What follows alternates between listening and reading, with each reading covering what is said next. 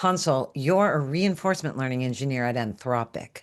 What exactly is reinforcement learning and why does it matter? When we started hitting these problems that are really quite difficult to frame as here's the correct answer, we reached back in time to a different field of AI called reinforcement learning, where the idea is a subtle difference. You don't tell the model, here's the correct answer and how to do it.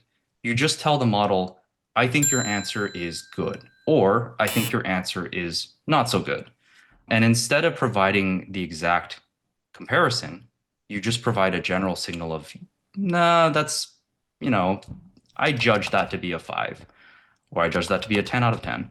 There is this sort of flip that happens where once you, as the sort of teacher of a system, no longer have to produce a real example of the answer, you can start to teach things that you yourself don't know how to answer. Because you don't actually have to provide the real answer. You don't have to know how to make an answer. You just have to know how to judge or gauge whether the answer is better or worse. And this becomes especially meaningful today when we talk about ideas like alignment. Alignment is this sort of task of taking extremely powerful AI models and trying to ensure that they have behavior that is aligned with what we value or what we're concerned about.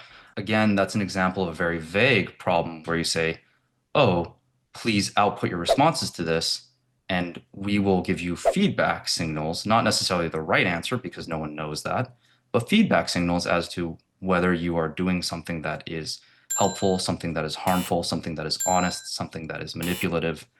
And yeah, this is about where reinforcement learning has landed in modern AI.